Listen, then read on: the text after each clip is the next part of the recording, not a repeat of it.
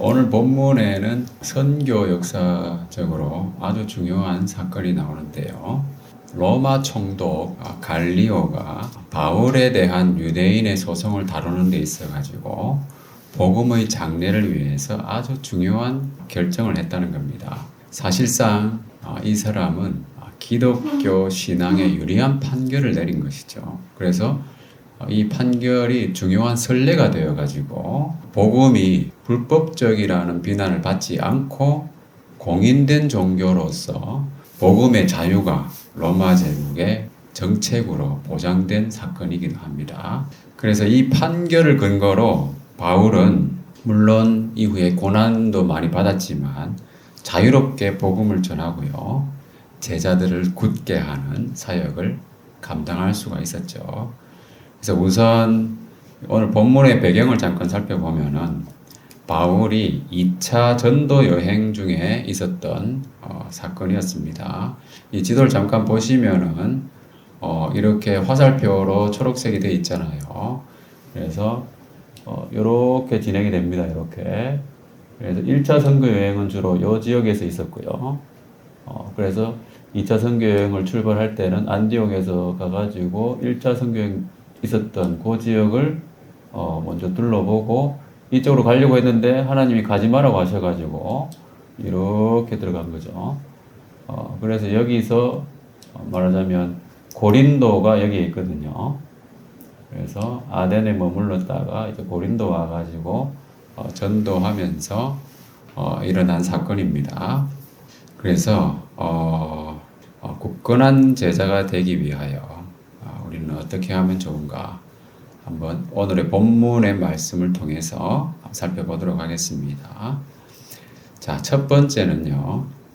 유대인의 오류에 빠지지 않도록 주의해야 됩니다. 자, 유대인의 오류라고 하는 것은 하나님을 경외하는 방식을 오해했습니다.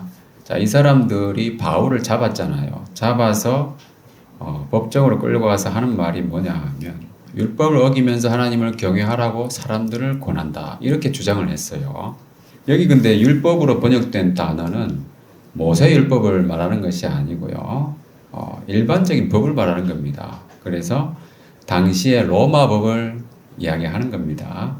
그래서 새 번역에서는 이렇게 번역을 했죠. 이 사람은 법을 어기면서 하나님을 공경하라고 사람들을 선동하고 있습니다. 그 로마 법에서는 로마 정부로부터 공인되지 않은 종교를 전하는 행위를 불법으로 여기고 있었어요. 그렇기 때문에 유대인들 입장에서는 자기들 유대교는 공인된 종교로 알고 있잖아요. 그런데 유대교가 위협을 받으니까 이렇게 주장을 한 거예요. 로마 정부로부터 공인되지 않은 종교를 전하고 있다. 근데 알고 보면은 결국 모세율법을 가지고 이야기하는 거잖아요. 모세율법에 있는 내용을 가지고 서로 바울하고 논쟁을 벌이다가 이런 일이 발생하는데 이 유대인들은 유대교 자체에 이 복음이 위협이 된다고 판단을 한 거죠. 그래서 유대인들이 범하고 있는 오류라고 하는 것은 뭐냐 하면은 유대교의 근본이 결국 모세율법이잖아요. 예, 지난번에도 제가 여러 번 설명을 했지만은 그 근본인 모세율법을 제대로 알지 못했다는 거죠. 그래서 바울이 증언했던 것도 뭡니까? 결국은 율법과 선지자에 나와 있는 것을 증언한 거잖아요. 예를 들어서 바울이 했던 말을 보면은 내가 오늘까지 서서 높고 낮은 사람 앞에서 증언하는 것은 선지자들과 모세가 반드시 되리라고 말한 것밖에 없다. 이렇게 이야기했잖아요. 물론 이 내용은 뒤에 나오는 것이긴 하지만은 바울은 모세와 선지자, 그러니까 구약 성경에 있는 내용을 가지고 이야기했다는 겁니다. 그리스도에 대한 그림자와 모형이잖아요. 그죠? 근데 그것을 밝히 이야기하는 거예요. 바울은 그리스도가 어떤 분인지. 자, 그러면 선지자들과 모세가 반드시 되리라고 말한 것, 그게 뭡니까?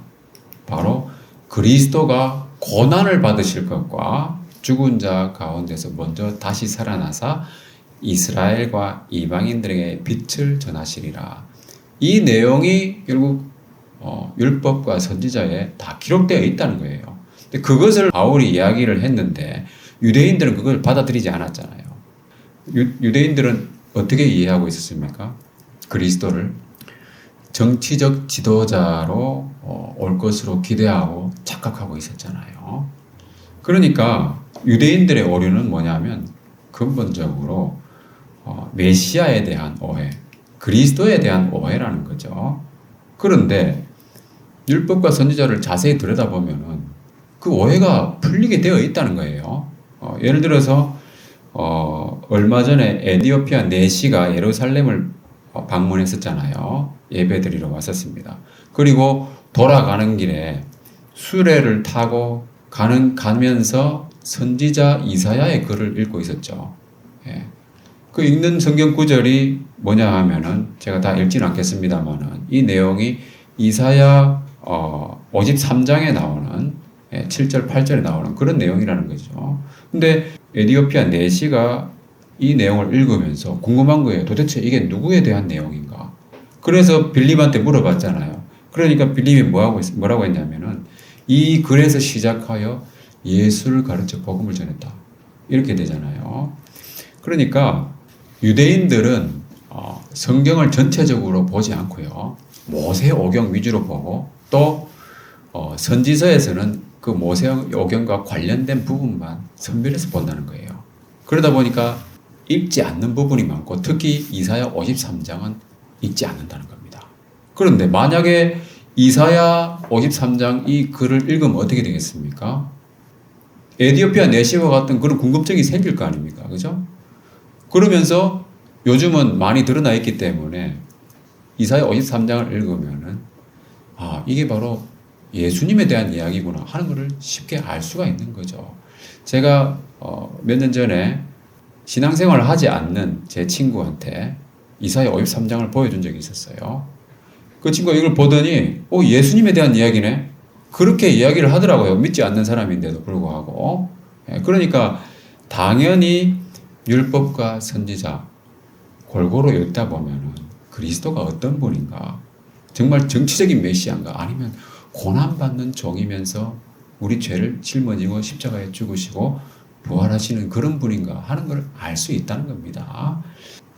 바울이 선교 여행을 다니면서 전했던 복음이 바로 이런 것이었죠. 그래서 바울은 성경을 가지고, 그죠? 그때 성경은 구약 성경이잖아요. 유대인들이 보는 그 성경이에요. 그 성경에서 이야기하고 있는 그리스도에 대해서 뜻을 풀어서 알려줬다는 겁니다. 그리스도는 반드시 해를 받고 죽은 자 가운데서 살아나야 하는 그런 분이라고 하는 것을 증언하고 결국 마지막에 딱 어떻게 마침표를 찍냐 하면은 바로 예수가 그리스도다. 이렇게 이야기하는 거예요. 그런 바울이 전하는 복음을 유대인들은 깨닫지 못한 거죠. 그러니까 성경을 편협하게 읽는다거나 자기가 읽고 싶은 부분만 읽는다거나 하는 건 상당히 위험한 거예요. 그래서 메시아에 대한 오해, 우리도 있을 수 있습니다. 그죠? 여러분들은 그리스도에 대해서 어떻게 생각하십니까? 어떤 분인가? 자기에게. 나에게 그리스도는 누구인가? 한번 생각해 봐야 되겠죠. 과연 나의 어떤 생활 여건을 개선해주고 또 내 미래의 어떤 나은 삶을 보장해주는 그런 메시아인가? 그런 거는 정치인들이 하는 거죠. 실제적으로 정치인들이 그런 거는 더 잘하는 겁니다. 그 사람들의 임무이기도 하고 메시아는 그게 아니라는 거예요. 물론 주님께 우리 삶에 필요한 것은 무엇이든지 구할 수 있지만 예수님께서 뭐라고 하셨어요? 너희는 먼저 그의 나라와 그의 의를 구하라고 그랬잖아요. 그러면 우리에게 필요한 것을 주신다는 거예요. 우리의 욕심을 채워주는 게 아니라는 거예요. 실제로 어떤 사람이 예수님 그 사역 당시에 예수님한테 이런 질문을 했잖아요. 선생님, 제 형한테 말씀해가지고 유산을 좀 나눌 수 있게 해주세요. 형이 좀 이렇게 많이 가져간다고 판단했나 봐요. 그런데 예수님 뭐라고 하셨어요? 이 사람아, 누가 나를 너희의 재판장이나 물건 나누는 자로 세웠느냐? 이렇게 말씀하잖아요. 그리고 삼가 모든 탐심을 물리치라.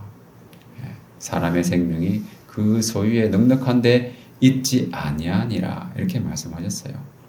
그러니까 우리가 우리 자신의 어떤 생활의 염려라든지 인간적인 가치관에 빠져 있으면은 성경도 오해하게 되는 거예요.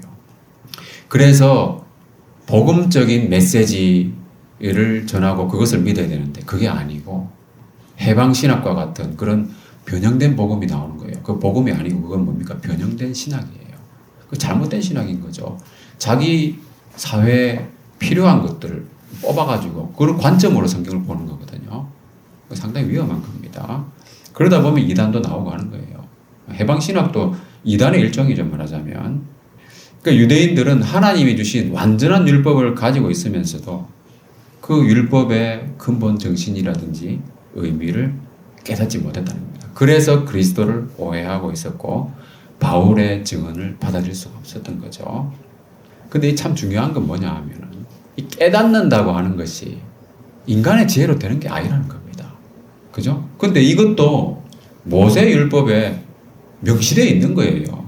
뭐냐 하면은 신명기 말씀을 보면은 모세 율법에서도 모세가 분명히 증언하기를 너희가 하나님께서 너희들을 위하여 행하신 큰 일들을 다 보았지 않았느냐. 그죠? 여기 보면은 너희 목전에 또 너희가 보았나니 너희 눈으로 보았느니라 이런 이야기 있잖아요. 그리고 마지막에 뭐라고 나옵니까?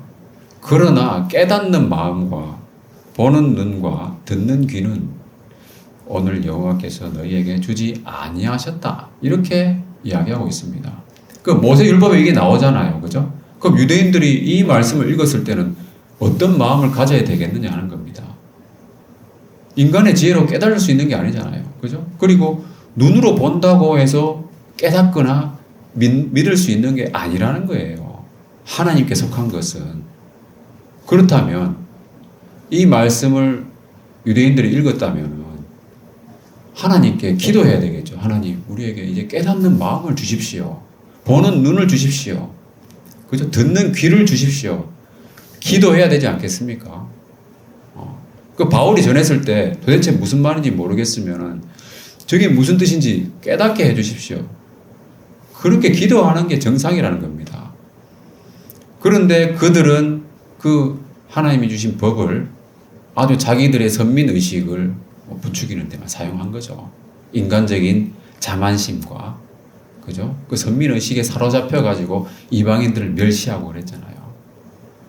그러니까 깨닫는 마음, 이건 사람에게 속한 것이 아니라는 거예요. 그래서 사도 바울도 나중에 고린도 교회에 편지를 쓰잖아요. 깨닫는 것은 사람의 마음으로 할 수 있는 게 아니다. 인간의 지혜로 할 수 있는 것이 아니다. 오직 하나님이 성령으로 이것을 우리에게 보이셨다. 이렇게 이야기하고 있는 겁니다. 성령을 통해서 알게 된다는 거죠. 그러니까 우리가 지금 복음을 믿고 이렇게 함께 예배할 수 있는 거, 여러분, 이 인간의 지혜나 관심으로 할 수 있는 게 아니라는 거예요. 예. 성령의 인도하심이 있기 때문에 가능한 것이다. 그래서 하나님을 경외하는 것은요, 하나님의 영으로 하는 것이죠. 사마리아 여인도 이런 얘기를 했어요. 예수님께서 예배에 대해서 말씀을 딱 하시니까 그 사마리아 여인이 뭐라고 하냐면 그리스도가 오시면 우리한테 다 알려줄 겁니다. 이 얘기를 하는 거예요. 그때 예수님은 내가 바로 그리스도다. 이렇게 말씀하셨잖아요. 그러니까 하나님께 예배하는 것에 대해서는 그리스도께서 알려주실 것이다 하는 것이 그 당시에 유대 사회 그리고 사마리아 지역까지 다 알려져 있던 누구나 아는 상식이었어요. 근데 그 그리스도가 누군가에 대해서 유대인들은 착각을 하고 있었던 거죠. 그래서 성령님께서 깨닫게 해주시는 것을 간구해야 되는 거죠. 우리는 성령님께서 이렇게 인도하셨기 때문에 예배하는 거잖아요. 얼마나 감사합니까? 그래서 예배를 영과 진리로 드리고 또 하나님의 은혜와 진리를 풍성히 누리고 찬양하는 그런 삶을 살아야 된다는 겁니다. 자, 그리고 유대인들의 오류 두 번째는 뭐냐 하면 하나님의 법을 유대의 민족법으로 축소시켰다는 겁니다. 자, 오늘 본문에 보면은 유대인들이 바울을 잡아서 법정으로 데려갔다는 겁니다. 자, 한번 생각해 보세요. 이게 도대체 무슨 의미인가? 자, 유대인들이 가지고 있는 토라, 그러니까 모세율법은 어떤 법입니까? 십계명 대표적이잖아요. 쭉 나와 있는 법들을 보면은 정말 최고의 법이었어요. 예, 최고의 법입니다. 지금도 그렇습니다. 그죠? 자, 모세가 뭐라고 이야기하고 있냐면은, 다 같이 한번 읽어보겠습니다. 신명기 4장 8절 시작. 오늘 내가 너희에게 선포하는 이 율법과 같이 그 규례와 법도가 공의로운 큰 나라가 어디 있느냐. 모세가 이렇게 얘기하잖아요. 과연 이 율법과 같은 확실하고 완전한 법이 어디 있느냐? 이 세상에. 그죠? 최고의 법 아닙니까? 그러니까 어떠한 나라와 민족의 법보다도 하나님이 주신 법이기 때문에 최상의 법이라고 해도 과언이 아닌 거예요. 그러나 유대인들은 그 하나님의 법을 로마의 법보다도 하위의 것으로 여겼다는 겁니다. 그 법의 문제를 로마 법정에 가져갔다는 거잖아요.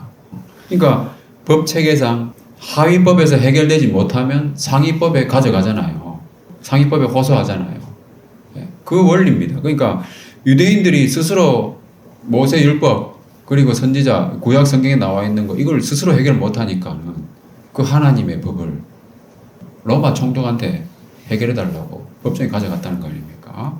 그러니까 하나님의 법을 로마 법보다도 못한 한 민족에 국한된 그런 법으로 축소시켰다고 하는 거예요. 이 하나님께서 보셨을 때 얼마나 이 중대한 잘못입니까, 이게? 그렇게 하니까 이방인인 로마 총독이 보기에도 이 문제는 너희들끼리 알아서 해결할 문제 아니냐. 이렇게 보이는 거예요. 유대인들이 그렇게 그 법을 취급을 하니까 자기들끼리 싸우고 있네. 이런 비난에 직면할 수밖에 없다는 거죠. 그런데 이 갈리오라고 하는 사람은 상당히 지혜로운 사람이었잖아요. 그러니까 그 소송 자체를 기각해버렸잖아요. 사건을 엉뚱한 법정으로 가져가 가지고 유대인들은 망신만 당했습니다. 그 법정에서 쫓겨났잖아요. 유대인들이 하나님의 법을, 그 위대한 법을요, 자기 민족 법으로 축소시키고 선민의식에 빠져있고 또 자기 민족 우월주의에 빠져서 살다 보니까 또 반작용이 생기잖아요. 그죠? 반유대주의가 팽배해져 있었어요. 예. 그것은 유대인들이 바벨론 제국에 멸망한 이후부터 계속 생겨난 거예요. 이방인들하고 같이 살다 보니까. 예. 어디를 가든지 곳곳마다 유대인들이 가는 곳에는 그 사람들은 이방인들 아주 그냥 멸시하고 그러다 보니까 이방인들은 당연히 유대인들 싫어하죠. 그 당시에 지중해 사회에서도 마찬가지였어요. 로마 사회에서도 대부분의 지역에서 반유대주의가 있었고요. 대우가 안 좋았죠. 그런 이제 반유대주의가 팽배했다 보니까 글라우디오 황제 때는 유대인 추방령이 로마에서 내려졌잖아요. 그때 한 2만 5천 명가량이 로마에서 추방되었다고 합니다. 그래서 이제 갈리오가 그 유대인들의 그 소송을 기각을 해버리니까 거기 법정에 보면은 당사자 외에도 많은 사람들이 이 법이 어떻게 처리되나 궁금하잖아요. 그래서 많이 보러 왔지 않겠습니까? 대부분의 헬라인들이죠. 그 고린도라고 하는 그 지역 자체가 그리스 지역이기 때문에 로마 총독이 유대인들을 냉대하고 있구나. 그들도 화가 난 거예요. 이런 거 가지고 말이야. 자기들끼리 처리하지. 왜 여기 가져와가지고 피곤하게 만드는지 소동을 일으키고.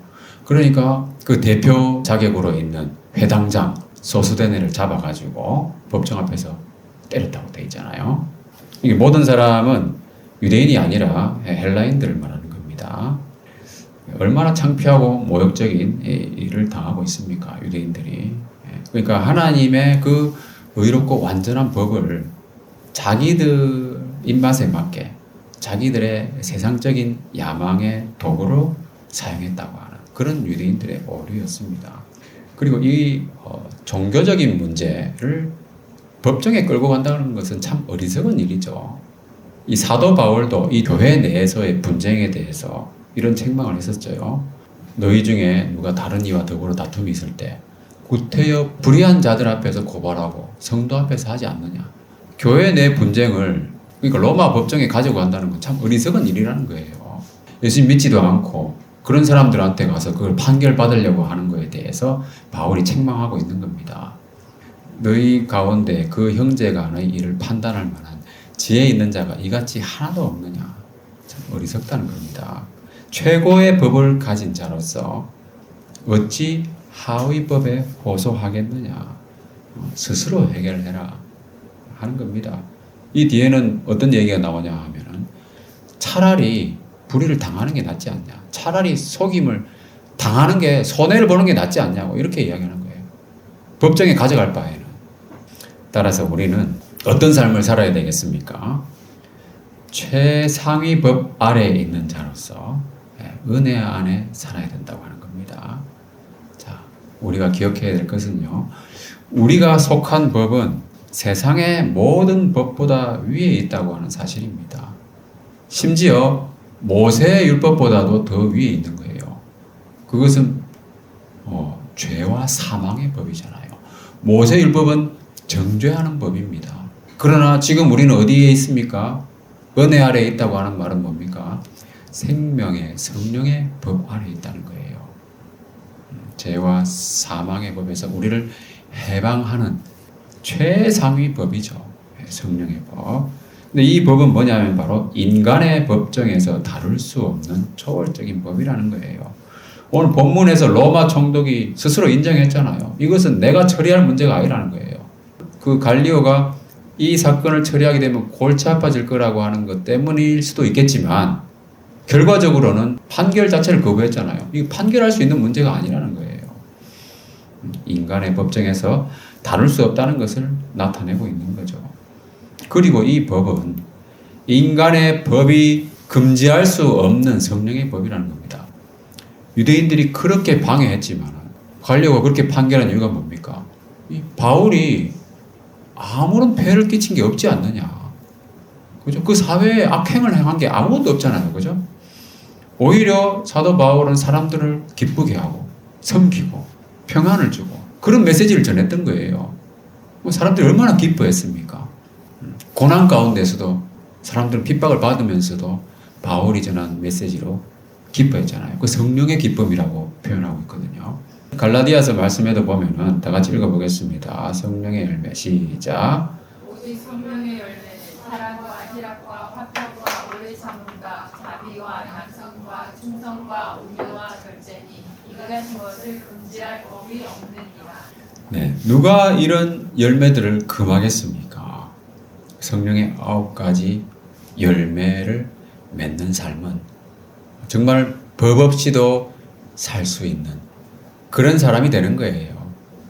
그러니까 이러한 적법한 이제 판결을 받은 이후에 바울은 영육간에 아주 그냥 안식을 경험한 거예요. 신이 났어요. 뒤에 나오는 말씀들을 보면은 정말 바울이 신나가지고 복음 전하고 돌아다니는 모습이 아주 그냥 느껴지거든요. 한번 그런 관점으로 한번 보시면 여러분도 아마 그렇게 느껴지실 수 있을 거예요. 자, 18절 이후에 보면은 이렇게 나오잖아요. 바울은 더 여러 날 머물렀다고 되어 있잖아요. 여기 보면 여러 날이라고 할 때 여러라는 말은 그 며칠 정도가 아니고요. 원어적으로는 many enough. 그러니까 충분히 많은 기간을 의미하는 거예요. 그러니까 충분한 기간을 바울은 거기 머물면서 전도했고요. 그러니까 그전에는 자꾸만 유대인들이 박해하고 그러니까 빨리 떠나야 되는 상황이 많이 있었잖아요. 그런데 갈리오가 이런 딱 역사적인 판결을 하고 나니까는 충분히 머물면서 복음을 전했고요. 이러한 좋은 일들도 하나님께서 행해 주셨으니까 머리를 깎는 그 나시린의 서원을 또 이행하기도 하고 아마 그 전에 아마 서원을 했겠죠. 하나님께서 인도해 주신 이런 보호 조치 경험하고 서원 기간이 찼을 때 머리를 깎았다는 겁니다. 그리고 이후의 말씀도 보면은 에베소에 와가지고는 또 회당에 들어가가지고 유대인들과 변론하기도 하고요. 또 그 사람들이 더 오래 있으라고 그랬잖아요. 근데 바울은 뭐라고 합니까? 하나님의 뜻이면 돌아오겠다. 얼마나 여유 있는 모습입니까, 여러분? 이 바울은 아주 신났습니다. 아주 여유가 있는. 그러니까 이렇게 하나님께서 로마 총독을 통해서 그렇게 판결을 딱 내려주시니까 바울은 아주 신나가지고 배 타고 가버리잖아요. 그죠? 얼마나 여유 있는 모습입니까? 그리고 이제 또 가이사랴에 왔어요. 예루살렘에 올라가가지고 잘 지내냐 이렇게 물어보기도 하고 안디옥으로 또 갔다가 또 얼마 안 있다가 바로 3차 전도 여행을 떠났죠. 여기 보면은 얼마 있다가 갈라디아 부르기아 땅을 차례로 다니며 이게 3차 전도 여행이 시작된 표현입니다. 그 사도 바울의 입장에서는 정말 신나는 선교 여행이 시작된 거예요. 자, 세 번째로 생각해 볼 것은 자기 백성을 도우시는 하나님을 신뢰해야 됩니다. 자, 유대인들이 고소했을 때 바울은 피고의 입장에서 뭔가 자기를 변호하는 말을 할 수도 있었겠죠. 그죠? 실제로 그렇게 하려고 했습니다. 그런데 갈리오가 그 사건의 성격을 좀 미리 파악을 했지 않겠습니까? 파악을 하고 딱 보니까 이거는 아예 그냥 판결할 내용 자체가 아니라는 거예요. 그러니까 바울이 입을 열고자 할 때에 갈리오가 그 소송 자체를 기각시켜 버렸어요. 바울은 아무 말도 안 했는데 하나님께서 이 로마 총독을 통해서 사건을 해결하셨다는 겁니다. 바울이 부탁한 것도 아닌데요. 그죠? 대신 좀 말해주세요. 이렇게 바울이 말한 것도 아니잖아요. 스스로 말하려고 하는데 로마 총독이 해결해 버렸다는 겁니다. 이 판결의 배후에는 분명히 하나님께서 함께하고 계셨다고 하는 거죠. 그리고 얼마 전에는 주님께서 밤에 환상 가운데 나타나셔가지고 바울에게 보호해 주시겠다고 하는 아주 힘이 되는 말씀도 전해주셨잖아요. 이 약속을 또 이루신 거예요. 제가 엊그제 우리 감사 회식 자리에서 잠깐 나눴잖아요. 제가 7사단에 근무할 때 사단에 차 사고가 나지 않도록 주님 도와주십시오. 계속 저희 부부는 계속 기도했어요. 밤마다 기도하고 자주 기도하고 그랬었어요. 그런데 종종 사건 그 차 사고 소식이 접해고 제가 현장에 달려가 보기도 하고 그런 일이 발생했다는 겁니다. 그러니까 참 실망이 됐었어요. 그런데 마지막 상황 보고 시간에 마침 옆에 앉아있던 감찰 장교가 저한테 우리 사단은 정말 차 사고가 없어 이런 얘기 하는 거예요. 제가 물어보지도 않았는데 그죠? 이와 같이 바울이 부탁하지도 않았는데 그죠? 바울을 대신해서 말했잖아요. 그 갈리오가. 그러니까 제가 물어보지도 않았는데 그 감찰 장교가 이야기했다는 겁니다. 손망실 사고 건수가 한 건도 없다는 거예요. 그래서 제가 궁금해가지고 그때는 물어봤죠. 그럼 다른 사단은 어떻습니까? 뭐라고 대답한 줄 아세요? 많지. 저는 깜짝 놀랐어요. 솔직히 그때. 하필 그 부대를 떠나는 전날에 그 이야기를 감찰 장교가 저한테 했다는 거예요. 제가 물어보지도 않았는데. 그러니까 그 장교를 통해서 저희의 기도가 응답되었다고 하는 것을 하나님께서 알려주신 거예요. 그 얘기 없었으면 좀 실망하고 갔지 않겠습니까, 제가? 예. 그때 아주 힘이 되었던 그 경험이 있습니다. 자, 그리고 자기 백성을 도우시는 하나님.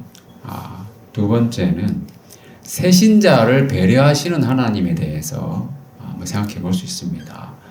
자, 17절 말씀을 보면은 모든 사람, 그러니까 그 당시에 그 법정에 있던 헬라인들이 회당장 소수대를 잡아서 때렸잖아요. 그죠? 이런 불상사가 발생했어요. 그런데 8절에 보면은 회당장은 누구라고 되어 있습니까? 그리스보라고 나오잖아요. 그런데 이 그리스보는 예수님을 믿고 회당장에서 물러났다는 겁니다. 그러니까 회당장이었던 그리스보의 뒤를 이은 소수대네가 구탈당한 거예요. 그리스보가 주님을 믿지 않았다면 어떻게 됐겠습니까? 계속 그 유대인의 회당장을 계속 했지 않았겠어요? 그럴 가능성이 있잖아요. 그랬으면 이런 어처구니 없는 불상사를 자기가 경험했을 수도 있는 거예요. 그 나중에 이 사건에 대해서 그리스보가 전해 들었을 때 어떤 기분이었겠냐는 겁니다. 내가 예수님 안 믿고 그냥 회당장, 유대인들 회당장 그냥 했으면은 내가 이런 몰매를 맞았을 수도 있겠네. 그런 생각이 들지 않았겠습니까? 그때 그리스보의 기분이 어땠겠냐는 거죠. 믿음 생활의 초기 경험이 아주 인상적으로 그에게 각인됐겠죠. 더 아마 하나님을 경외하는 기회가 됐을 수 있습니다. 저의 경우에도 보면은 중학교 2학년 때 제가 처음 예수님을 믿었는데요. 제가 이 머리가 좀 발달이 늦었던 것 같아요. 그래서 공부를 잘 못했었어요. 그랬는데 예수님을 믿고 난 이후에 성적이 있잖아요. 갑자기 급상승을 했어요. 희한한 일이었어요. 찍는 것마다 다 맞는 겁니다. 그래가지고 지금도 기억이 생생해요. 그때 아는 게 별로 없는데 찍는 것마다 대부분 맞았던 거예요. 그래가지고 갑자기 성적이 급상승해가지고 저희 부모님이 친척들한테 막 자랑하고 있잖아요. 실력이 상승한 것이 아니라 성적이 급상승한 거죠. 일시적으로. 예. 그 뒤에는 그런 현상이 발생하지 않더라고요. 예. 그때만 잠깐 그랬는데 그 기분이 있잖아요. 제가 처음 주님을 영접했을 때 그 영적인 기쁨과 더불어 가지고 결합돼 가지고 그 한동안 아주 그냥 제가 싱글벙글하면서 지냈었어요. 예. 그러니까 뭐냐면 하나님께서 정말 초신자들 있잖아요. 새신자는 배려하셔서 새신자에게 참 그 기쁨이 넘치는 일들을 그 사람에게 맞게 많이 주십니다. 여러분도 한번 처음 내가 예수 믿을 때 무슨 일이 있었지 한번 기억을 더듬어 보시면 그런 게 있을 수 있을 거예요. 물론 사람마다 다르긴 합니다. 자, 말씀을 마무리하겠습니다. 자, 갈리오의 판결로 인해서 바울은 영육간의 안식을 누렸고요. 더 신나게 복음을 전했습니다. 또 서원도 이행하고 또 돌아와서 교회의 안부도 묻고 여기저기 다니면서 제자들을 굳게 하고 그랬는데 특히 바울은요. 성경을 가지고 변론하는 걸 멈추지 않았습니다. 이걸 우리가 좀 주목할 필요가 있습니다. 사도 바울은 기회가 되면은 회당에 가가지고 유대인들과 변론했어요. 그 유대인들과 대화, 시시콜콜한 이야기를 한 것이 아니고 성경을 가지고 대화를 했다는 거예요. 구약에 나타난 그리스도에 대해서 이야기했겠죠. 율법의 기능에 대해서도 이야기했겠죠. 그러면서 그리스도가 오셨다고 하는 거, 예수가 바로 그리스도라고 하는 거, 그런 이야기를 확정하면서 논리적으로 설명하지 않았겠습니까? 그러니까 사람들이 정말 재미있는 거예요. 마음을 열고 들어보면은. 그러니까 이 사람들이 사도 바울한테 좀 오래 있어 달라. 사도 바울이 강의를 토론을 이렇게 재미있게 성경을 가지고 해주니까. 자, 이제 우리는 신약 성경도 가지고 있잖아요. 바울은 그 당시에 구약만 가지고 있었지만 지금 신약 성경도 가지고 있습니다. 또 설교도 듣고 말씀도 나누고 이런 시간을 우리가 매주 갖기는 하지만은 과연 얼마나 우리가 이 성경을 가지고 토론하는 것에 열정을 가지고 임하고 있는가 좀 생각해 볼 일입니다. 여건이 좀 제한되기 때문에 매일 하기는 어렵잖아요. 그렇지만은 우리가 매일 갖는 경건의 시간을 통해서도 여러분 하나님 말씀을 자꾸만 접하고 그것을 나누고 이런 것들 많이 하면 좋겠다 이런 생각이 듭니다. 그래서 굳건한 제자로 살아가기 위해서는 사도 바울과 같이 성경을 가지고 토론하는 그런 생활이 참 중요한 거예요. 그 유대인의 오류에 빠지지 않게 하기 위해서도 중요한 거고요. 성경을 제대로 알아야 그런 오류에 안 빠질 거 아닙니까? 또 은혜 안에서 살고 또 하나님을 신뢰하는 그런 생활을 위해서도 성경을 제대로 알아야 되는 거예요. 그래서 우리가 이와 같은 성경 중심의 토론을 생활화하면서 바울과 같이 신나게 믿음 생활하고요. 굳건한 제자가 되기를 주님의 이름으로 축원합니다.